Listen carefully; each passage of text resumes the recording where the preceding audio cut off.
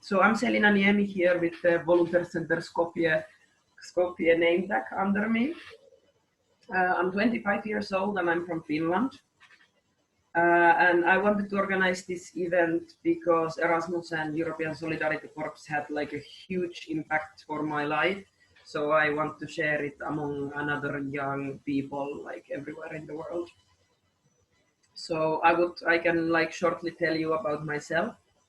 I participated on EVS. Well, it's the same program, but it's changed now to European Solidarity Corps, so I will keep using the name of ESC. I had 1 year project, which was 12 months in Macedonia, and I started in September 2018. So I will go through the steps by step, the European Solidarity Corps project, how does it work, how does it look and everything, and then I will go more detailed about through my own experience. So not to have too official talks, but I will explain you the steps and also some stories of mine. I will also, after the speech, I will have guest speakers. So I will present them after that. And then we will have some open space for questions. Okay, so the funny thing is that I'm still here in Macedonia after my EVS, after 2 years already. So I'm in the same organization, still in Volunteers Centre Skopje, which was my project. And you will soon hear why and how and what is happening in my life right now. Okay, it's a long story. So for those who don't know, I will first start by explaining what is European Solidarity Corps. Let me wait, check. I forgot to press record, but I'm sure that someone here is doing that as well. Okay. Okay, so European Solidarity Corps is a program funded by European Union, and it is providing opportunities for young people from 18 to 30 years old. And it consists like different volunteering activities, trainerships or jobs. And you can also write your own projects with another young people in your country. And there is like many different things. There is also like these volunteering teams that I also found about, which is like, there is kind of like a camp, summer camps kind of things that you go with another young people from different countries, from 10 to 40 people from 2 to 2 months, 2 weeks to 2 months to a different country or in your country to do some activities with volunteering. But those are things that if you are interested, I would advise you to check the European Solidarity Corps guide and you can read more about them. But today I will concentrate more about European Solidarity Corps, the volunteering actions, which why we are here. So in general, ESC works in Europe. The countries involved are all the European Union countries, and then there is other program countries which are not part of EU, like Macedonia. So there is many countries besides EU that are part of the program, which is nice. So it's providing more and widely opportunities for the whole Europe. So the basic idea, like I will put it to simple words, the program is providing you the chance to move to another country for a certain period of time. You can do a short-term project, which is usually you can go from 2 weeks to 2 months. And then there is a long-term project about 2 months, but usually it's like from 6 months to 12 months. So you can do both of the projects. You can go to short-term and then also participate to long-term project. This is really nice experience as well. And it always, of course, depends where you apply to, what kind of projects is written. So by that you will see. And who can apply? So the program is open for anyone from the program countries and European Union countries if you are in the age of 18 to 30 years old. And you can already start to look for projects when you are under 18, and you can still apply to a project when you are 30. But the important thing is that you have to start the project while you are still 30 years old. So that's the case in that. And you don't really need to be student. You don't need any professional background or anything. And for me personally, that was an amazing thing because 4 years ago I had no idea about this kind of program. So when I find about ESC and Erasmus Plus, I was gladly surprised that I can go abroad without having any personal or experience about it before. So that's like the cool thing. Anyone can basically apply who is from 18 to 30 from the program countries. So that's nice. And one of the great parts, of course, which is always important to mention for the people, is that the program is basically free. So it's providing you as a participant the travel costs from the country and back to your country. And it goes according to the funding rules and the distance. So for example, from Finland to Macedonia, I had 360 euros total budget to travel to here and then back to Finland after 1 year. And the project also covers accommodation. So you will have a house or flat or whatever the organization is providing in the hosting country. But you will have a flat with your own room if you are long term. Short term might be sharing rooms, but it's only a few months period, so I'm sure that it's not a problem for anyone.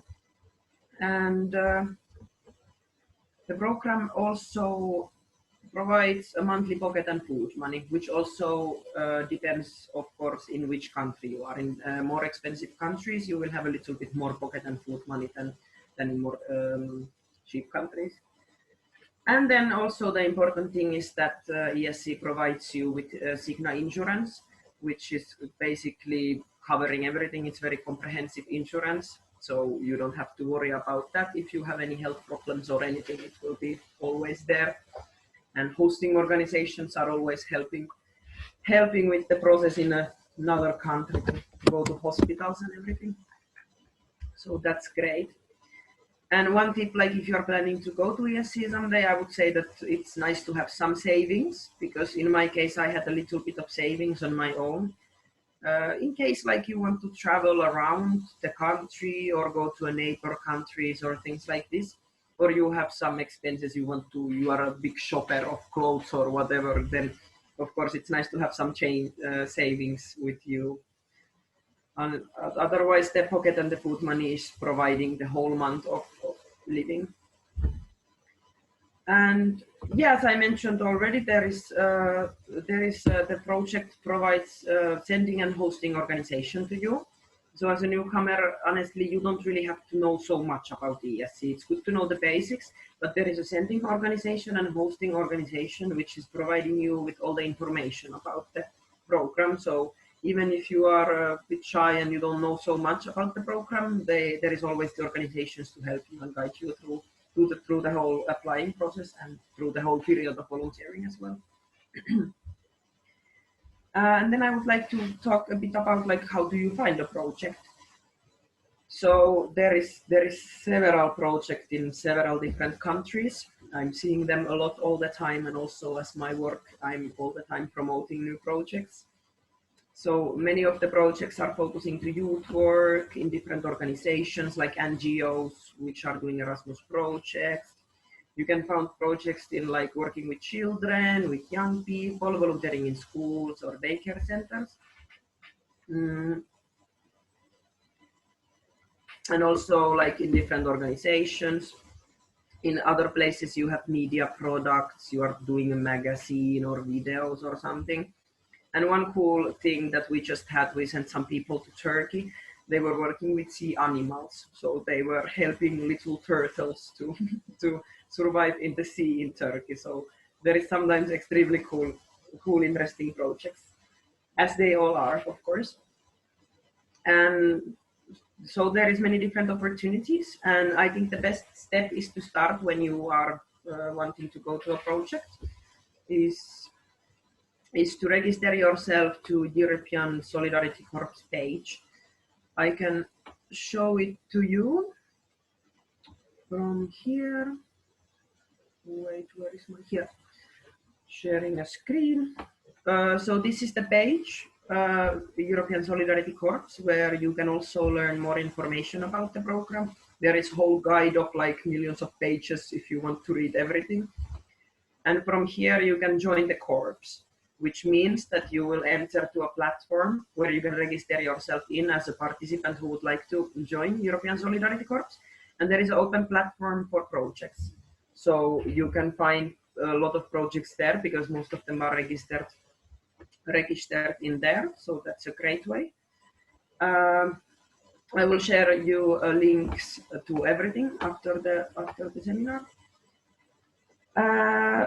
So the other way of finding projects is like many organizations are promoting projects in Facebook pages. I will also actually show you shortly that. So there is different Facebook pages, ESC European Solidarity Corps.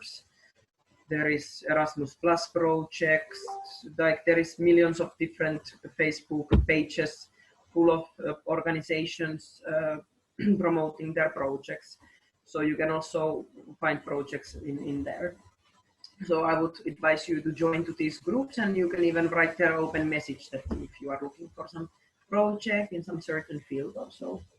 So that's nice. And also one way is that you simply just find an organization in your country which is working with European Solidarity Corps, and then you contact them that you would be interested to find a project, to go abroad for short-term, long-term, whatever are your interests, and the organizations are always happy to help you to find a project. So that's nice as well. And I had a bit of different way of finding my project. I don't know how usual is that, but I was participating in Erasmus Plus training course, actually in Macedonia 4 years ago, more or less exactly 4 years. And I met Volunteers Centre Skopje, my organization in there. And I was learning a lot about their work and everything, and I got really interested about it. And then a year later, I met them again in Denmark in another Erasmus Plus seminar. And we started to talk, and I was basically talking with the director of my organization, and he was saying that I should come to Macedonia to do my ECS. So I left from Denmark with like crazy feelings and a little bit scared, like, am I really willing to move 1 year for somewhere? And I was a few months thinking about it, and then I applied. So I just kind of took the courage and applied to ESC in Macedonia, country that I have been only once, that I don't really know anything about. I don't know anyone except the director of the organization. But I applied and I got accepted. So that was my way to find a project which was interesting. Other than that, I don't know when I would actually even heard about the program. So I hope that now it's a bit more wider, the information about it, because it's a great chance. Okay, so my process of coming to Macedonia started in February 2018 already. We started really early. That because there is things to do before your project. I have to mention that sometimes you can start, especially short-term project, very fast. You can apply and start already in few weeks, but sometimes it might take a few months, or depending also of the start of the project, because all the projects are individuals, and the starting dates are also different. So in my case, because I was moving from Finland to Macedonia, I needed visa because it's outside of European Union. So the visa process took a few months, of course. It's preparing papers in Macedonian, translating them, preparing statements and everything.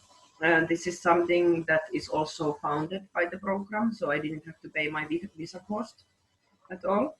And the help comes strongly from the organization, especially from the hosting organization, because they know the visa process strongly. So they will guide you through all the steps and they will help you through it. So also from the visa side, if you need it, you don't need to be aware of that yet. You will learn it by going. And yeah, so when you will be accepted to the project, after visa and everything, there is also a few other things before the project. So there is activity agreement. That is agreement which is made between you, your hosting organization, and your coordinating sending organization. And it basically includes the activities that are going to happen during your project. It's kind of a contract between you and the organizations. to provide the rules and everything to all of you, and that the activities are clear, and that's a good thing. You will do it together with your organizations. You will manage your insurance, and you will also set up the dates that you are going to be in the project. So basically, whatever comes on your way when you are applying, or you are already accepted and there is official things, the organizations are always there to help you. There is no stupid questions. Sometimes I thought I was annoying my organization by asking many questions, but of course I didn't know anything, so that's their job, and they were always happy to help, and this is how it works. Okay, so that's more or less about the official part of the program. At the end, if you have any questions, if I wasn't clear with something, you are free to ask. And maybe I can talk a little bit now from the experience side of the program. Basically, I would like to say that why I wanted to participate to ESC is like when I learned about this opportunity, I started to consider it seriously because I have always been in Finland. I haven't really traveled a lot. I have never lived abroad. And my life was really nice. I was working as a construction painter in Finland, and I started to think that maybe it would be cool to change something, to do something extremely crazy, jump off your comfort zone, something that I would never imagine to do.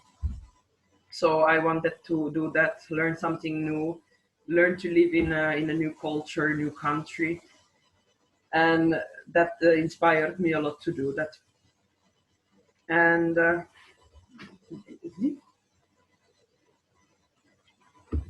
so then after getting accepted and everything, I started to prepare myself to get mentally ready. Okay, so you have the official things, planning everything, and then you start to think like, okay, but I'm going to leave all my friends, my life, my family to my country. How can I manage this? Like how?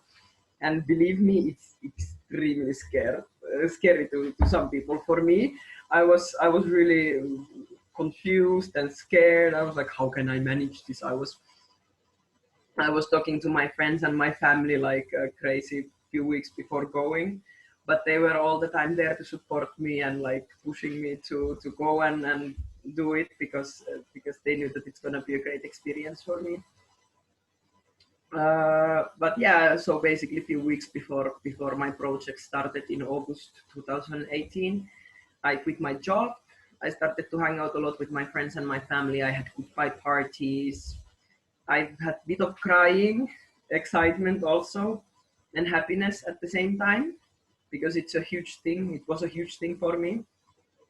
And for me, because it was a one-year project, one of the biggest things was packing. What do you pack for 1 year when you are going to another country? So that was one thing that I basically spread all my belongings to a living room floor.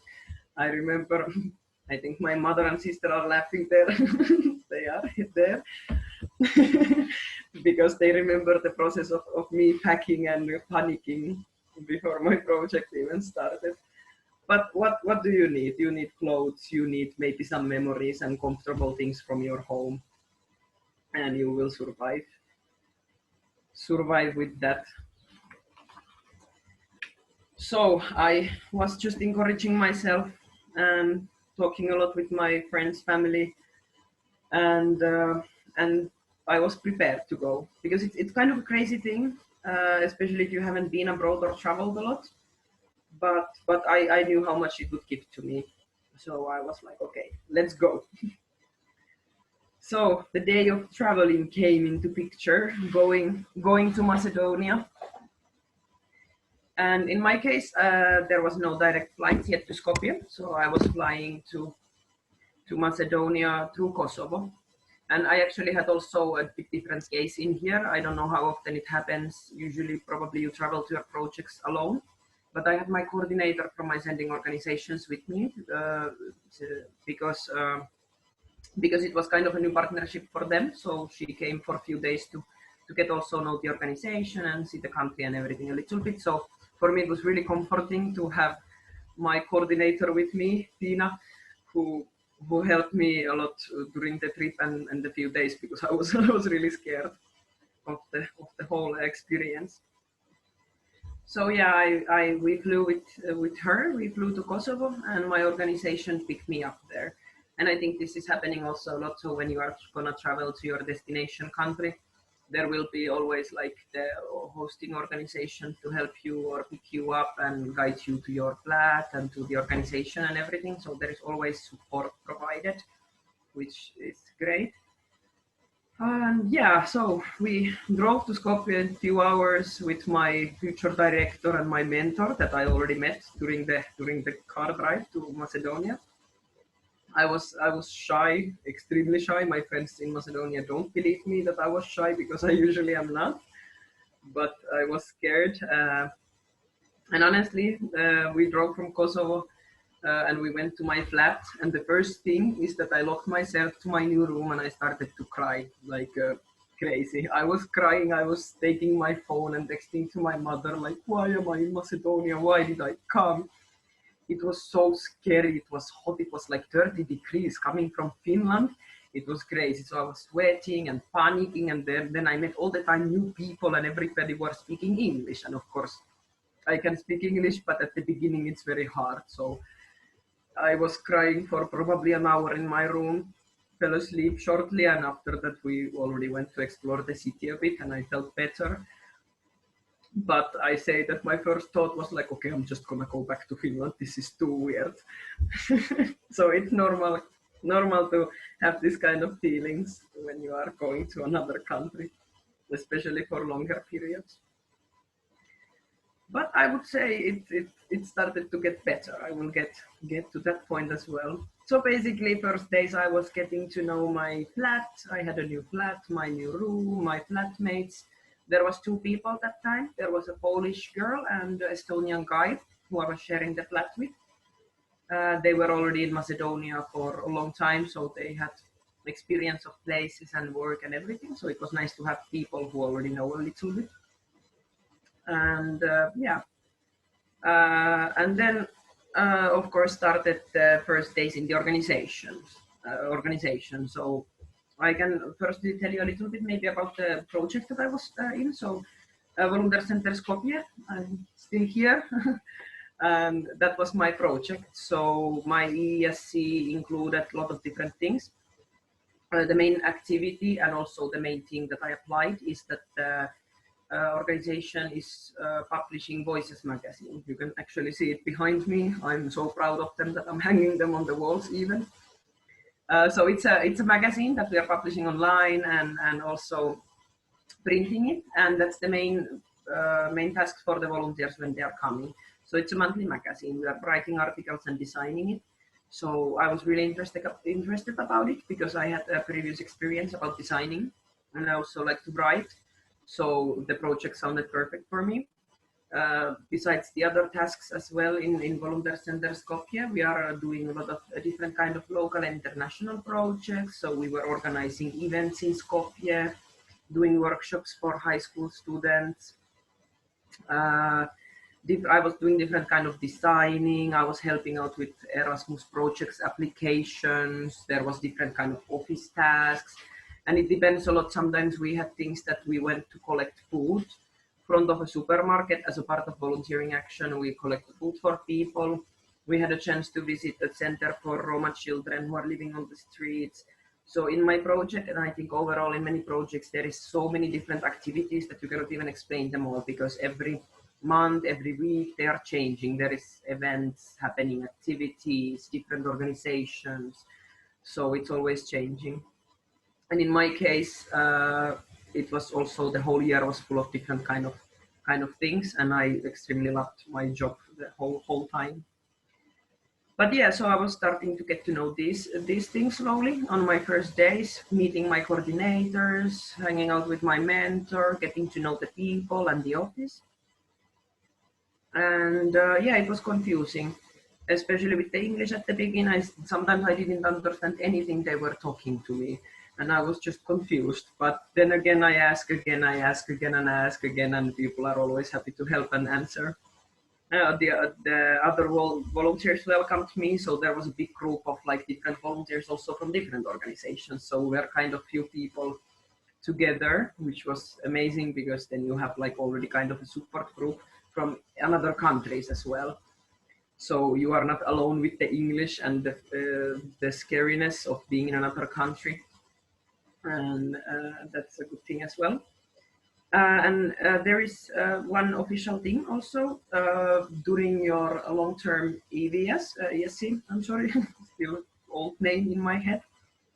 So there is gonna be on arrival and the midterm training, which are like trainings for the volunteers with the national agency of the country, and they are helping you also with like settling down to the country, the official things and things like that. And in my case, my on arrival training was like 2 days after I came, so I was really lucky in that point. Usually it's like within 2 months of your coming, so it should be done early. And it helped open up a lot because then there was another volunteers from different organizations, from different cities and towns from Macedonia. So we're like in total of 12 people in the training, and it was really nice to discuss there and see how it's going. I will actually, so you don't have to stare my face all the time, I will continue speaking, but I can share my screen to show you some pictures while I'm talking about my period of volunteering. Just wait a second. Here. Share, and I will make you a show so you can see my journey, my first day here already. Okay, so what else after the on-arrival training and the midterm training comes usually in the middle of your project, more or less, to evaluate how is your project going, if there is problems, how do you feel, and so on. So the national agencies are also there to help you and support you in the process. Okay, so when I more or less started my first months from after the beginning, and I would say like the first week was scary. I was still crying probably every day in my room alone, but calling to my family and friends all the time. But it started to slowly get better. I started to learn my work more, volunteering, but it's easier to call it work sometimes. I started to explore the country, different culture, because it's very different, like Macedonia and Finland, of course, compared to the other. And what I started to notice, there is amazing food, extremely warm people. The society is like so much more less stressful than in what I had learned in Finland, kind of. And the homesickness that is gonna hit for sure during the project was, for me, it was first few weeks, and after that it didn't really like bother me anymore so much. And yeah, you more or less I told you already about like the things that I was doing during my project. So I was just going month by month, doing more in the organization and so on.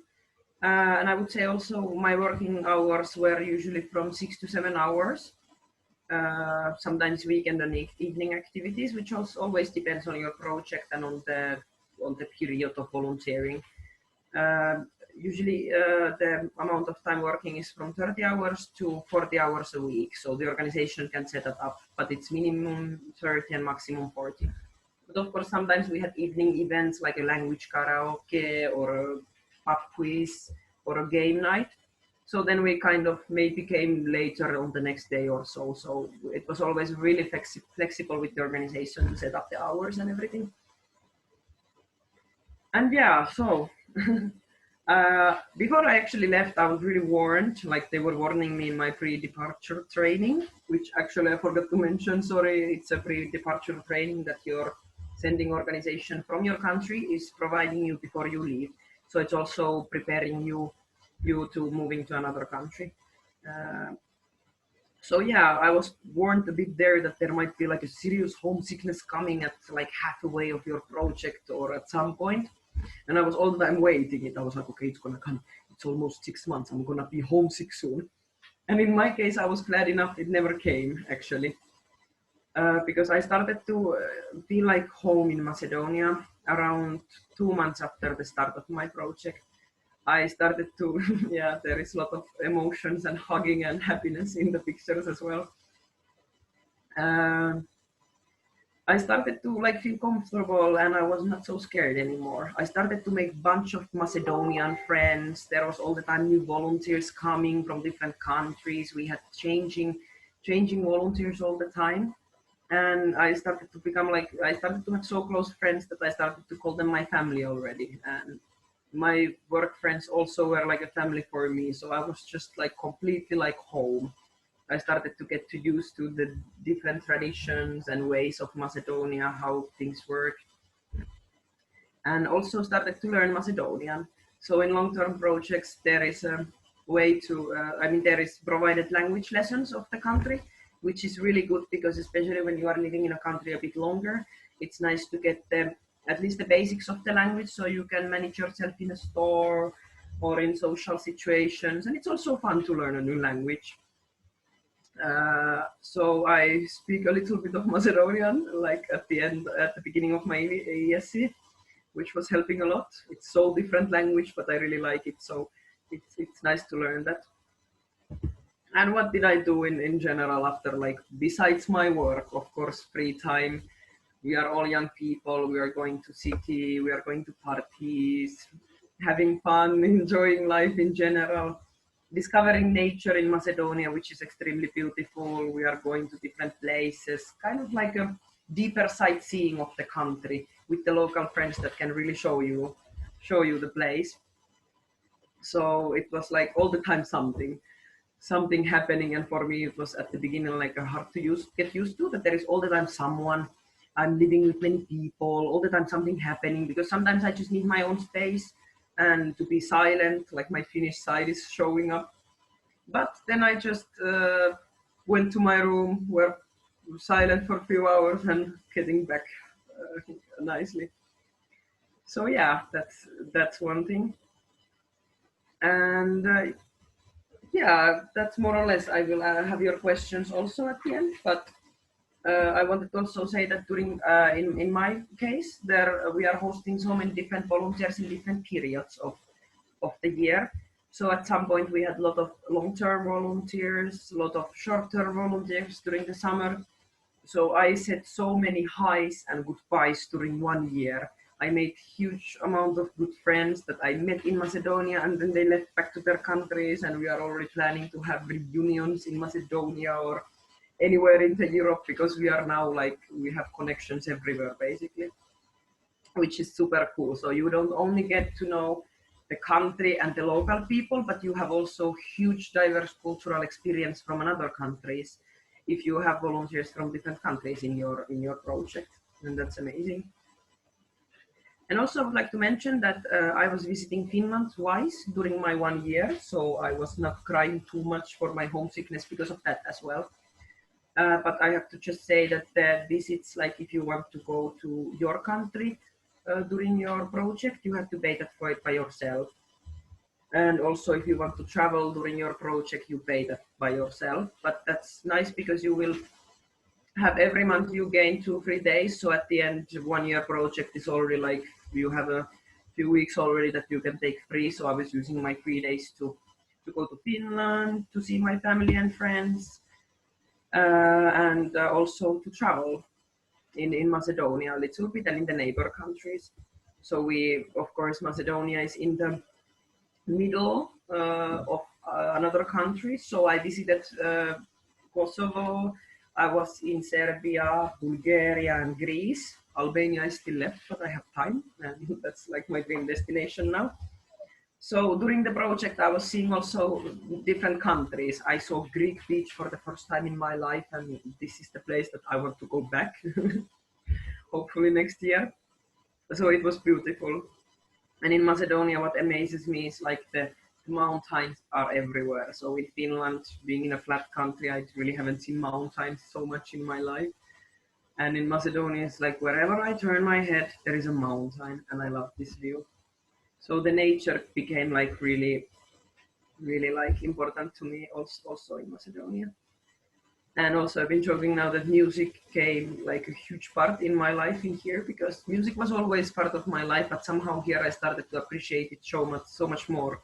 There is a lot of music happening in Macedonia, live music in bars and concerts and everything. So I really started to go to listen to artists from Balkans that I don't even know. I had a good Polish friend pushing me sometimes to do that, but it's a great experience to do that. Yeah. And yeah, that's more or less like the whole year. I started to feel like home. I felt amazing, and then slowly the end is coming. You are starting to see that there is actually less left than you have been already. So there is like you are in your ninth month, you are in your 10th month, you are in your 11th month, and you are like starting to think already of going back home. My case was different again, since I'm still here.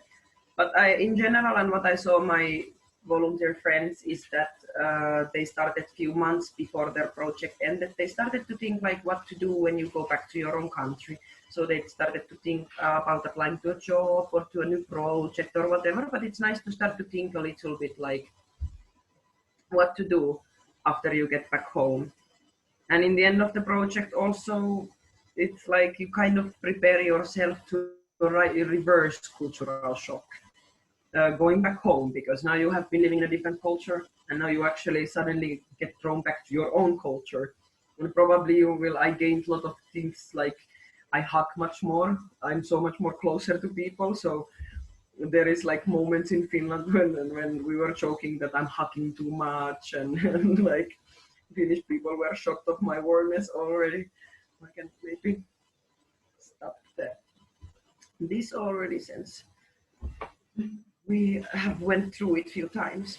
But yeah, so preparing yourself coming back to your own country is probably also a huge process mentally. Then saying goodbye to your new home, to your friends, to your organization. But at the end, I'm sure it's a good experience. And also at the end of your project, you will receive a youth pass, which is kind of a certificate, which is showing that you participated on ESC, and it also shows the key competences of what you learned during your project. And that's a good to have. And yeah, that's more or less it. I can tell in my case, as I said already, that after a few months I started to feel like home. So already after a few months I started to feel like, okay, I have 10 months left. What is gonna come after that? And the things and thoughts were going in my head. And at the halfway, it was getting stronger. I was like, okay, I have 6 months left. But I don't want to stop. I don't want to go back to Finland. And the months passed by, and I just knew, I don't know how, what I'm gonna do, but I want to stay in Macedonia. So in my case, I was sure. The 10th month came, and I think I started to talk with my director from the organization. I was like, I want to stay in Macedonia. I definitely want to stay here. I don't know how long, but that's the place that has made me extremely happy and like homey. So I was like, why to leave now? So I had my arrangements with my director, everything. So basically now I'm still here in the same organization. I'm working. I'm now hosting and helping to host new volunteers. So I'm basically seeing the process that I went through now from the other side, more like as a coordinator. So this is very interesting kind of to be here with the experience of volunteer, and now learning to the other way of being involved with the NGO world. And Erasmus is something that I always say that if you step into Erasmus Plus, you cannot get out. It's like it drags you inside and you are there for good. So yeah, what else? I stayed here expressing a lot of feelings about it. And in general, like what volunteering gave me, even without staying here or anything, I grew so much as a person. I cannot even explain how, but I felt so much more confident. I had so much more courage after my project here and during the whole project. And I got like a huge amount of skills from professional side that I can use basically for the rest of my life. And my eyes opened. for the different cultures, and not only Macedonian, also others, as I said before. And it's like I have always been open-minded people and willing to learn new things and everything, but here it was like even wider. I was like, okay, there is so many different people and cultures in this world, and you have to just take it and learn, and it's amazing to learn to develop with other people. And what else? It gave me experiences, openness, understanding a lot, like well, professional passion also, and huge love for the for the mountains and the nature, friends who became family. And in my case, it gave me also a new home. So as crazy as people sometimes think I am, but I'm still here living in Macedonia. I'm 2 years already, and my home is here now. So I don't know how long I will stay, how I will stay, everything, but I definitely am gonna be involved with Erasmus World and stay in this country because it's my home now. So that's my story, and oh, it makes me happy to talk about it after a long time. And yeah, I probably answered most of the questions, but people sent few questions to the registration. Someone asked, like, tell me something when you embarrassed yourself and how I didn't make it a big deal. I swear I probably embarrassed myself millions of times with my English skills, with my Macedonian skills, or just by being a bit funny or stupid. I don't remember any good example of that, but it's always like, come on, we are in a different place, or even in your home, it's like you embarrass yourself, but after all, you can just laugh about it. We had this one funny story that like during my first weeks in the office, my coordinator asked me to print some papers, and it was like 30 pages in the document, and I pressed print, nothing happens. I press print again, nothing. And for the third time, and then I'm like, guys, I'm really scared. I'm like, guys, okay, nothing is happening with the printer. And they are like, okay, we will check. And they fixed the printer, and it started to print all of the 30 documents like 2-3 times. And I couldn't stop it. So then I'm just sitting there seeing that the printer wasting paper and wasting ink. And I was so embarrassed about it. But these kind of mistakes happen. After all, it's a story that I already laughed to. And we probably still have a used paper file that we use for notes and everything. Probably most of them are still because of me under the printer. Oh, there is my cat from Finland. I miss her a lot. Helkatti. Yeah, also someone was asking if there is any specific requested experience to join to the volunteering.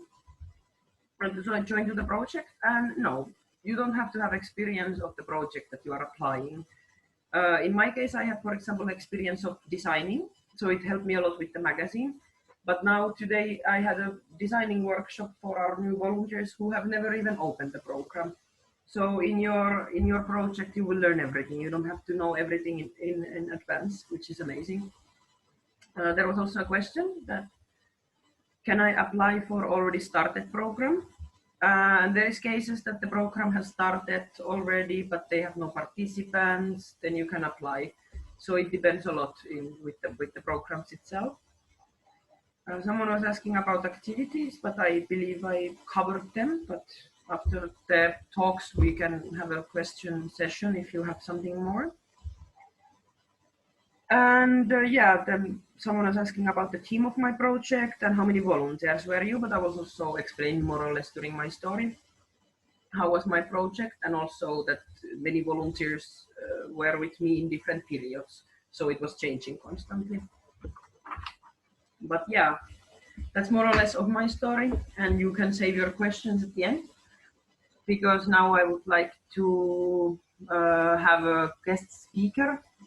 There is Goran, who is here showing, and he was actually my mentor during my ESC, and now he's my co-worker, and he became a dear friend as well. So I was happy to have him to maybe give you a different perspective from the organizational and mentor side. So please, Goran. Yeah, hello to everybody. Great to see you here. Yes, I'm Goran from Volunteers Centre Skopje. I'm a mentor and coordinator of projects. Well, Selina was one of our best stories, as she explained. Maybe she had some fears, but we see it differently. She was brave in every moment. As she said, you don't have to know anything about paperwork, or there is a sending and hosting coordination. In accordance with them, they provide everything. Um, the mentor and the coordinator, they are in touch from the very beginning, from applying of the volunteer, of the participant, and they keep in touch. First of all, there is interview with the candidates. So if we can find a common ground, and then we accept the candidate. And my mentoring process starts at that moment when the candidate is accepted for a volunteer, and we are talking about trying to find a common ground about the preferences of the volunteer, about the ground rules that are in the organization or on the project. When the volunteer comes in the organization, there is a coordinator of the projects that gives actually the tasks and the responsibility to the volunteer.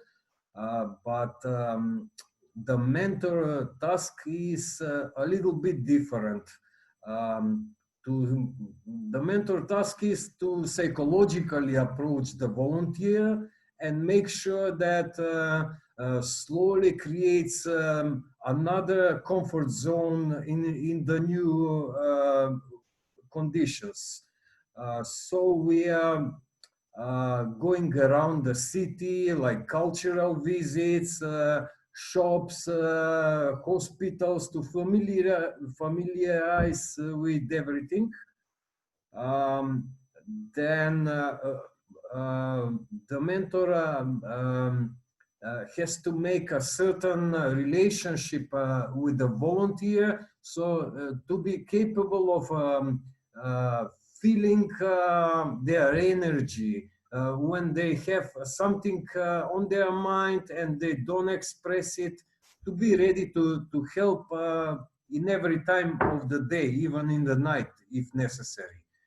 So we are like pretty much support from the beginning till the very end of the whole process. The most important, as Selina said, for us as a mentors is to accept the volunteer as soon as they touch the ground of the country. To overcome this first shock and this, I don't know, cultural shock, I would say.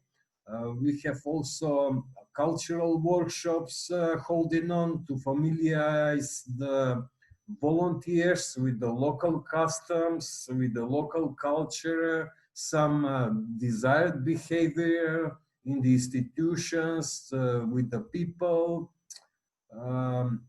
I often point out to my volunteers that the first task here for them is to face with themselves.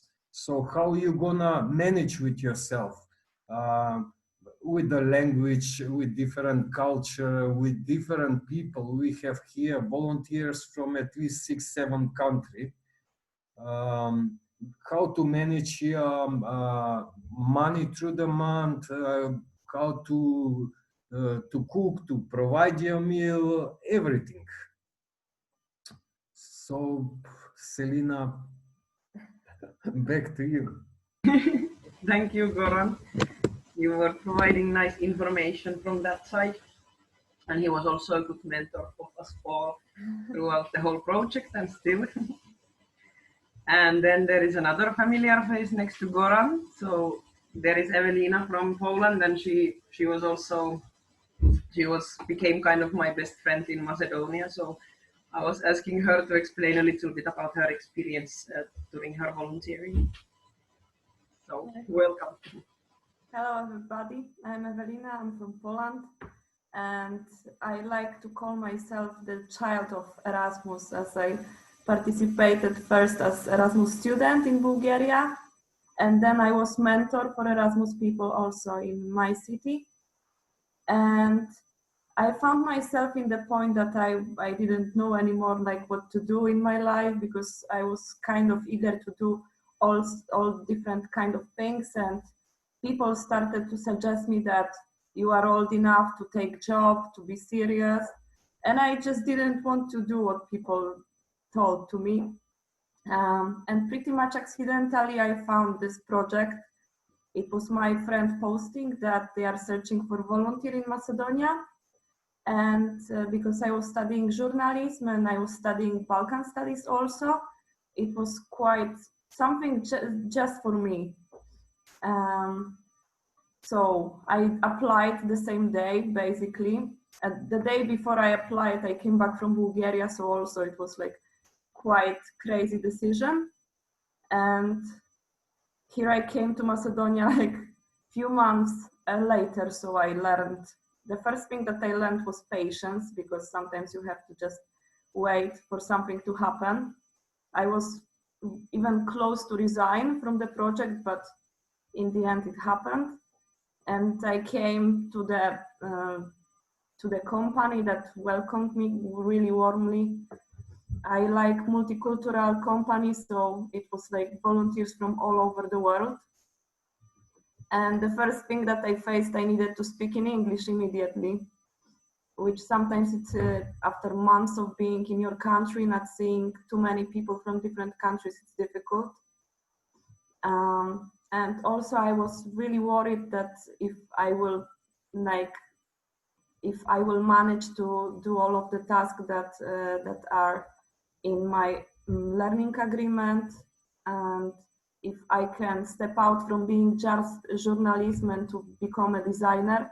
It was something totally new for me. So if you are afraid that you don't really know the things that the project is about, you are gonna learn everything on the place. And during my project, I became more designer than I was journalist ever. I learned a lot of different things in here, and I discovered my passion, I can tell also, because I learned how it is in NGOs, how it is to work with volunteers, with the projects, with Erasmus as well. And I started to think even how to start up my own organization in Poland. So it was quite inspiring for me. And of course, I met so many friends and I grew up on so many levels. I don't know what else I could say. That's nice. I speak Macedonian, yeah. People joking at me about it, but it's one of the most important things in my life, like to learn from the other cultures, and languages are kind of my passion. So if anyone is like afraid, not sure, you just need to like be a little bit crazy and just apply the same day even that you saw an information about the project.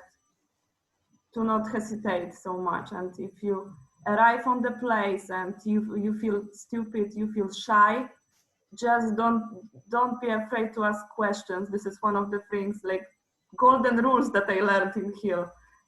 Always ask questions, and there will be always people to help you as well. That was a short story of me. Thank you, Evelina. We have also here Siiri, who is putting camera on, and she's a coordinator also from my sending organization. So it's nice to have here all the sides of my project. So Siiri can also share a little bit something. Yes, hello everyone. Greetings from Helsinki, and thank you, Selina, for organizing this webinar. I'm Siiri. I'm from Allianssi Youth Exchanges. We are involved in the European Solidarity Corps in two ways. We work as a sending organization, like in Selina's project. We help Finnish volunteers to find ESC projects in Europe, and once they are chosen for the project, we prepare them for the project. We organize a pre-departure training for them and help them out with any practicalities in case they need help. And we like to stay in contact with them throughout the project. So it's nice to hear every now and then how they are doing. So yeah, like in Selina's case, we were the sending organization. And then we also coordinate projects here in Finland in which volunteers from other European countries come to Finland and volunteer in several Finnish projects. Yeah.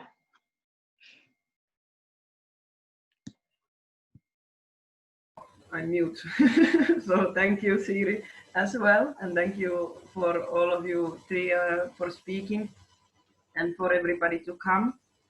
And we still have some time. So you can also, if people you want to ask some questions, you can put your camera on or microphone as well. And there is an open space for questions for all the four of us.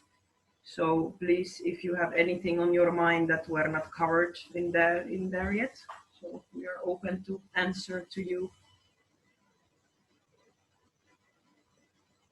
Or in the chat even, if that's easier.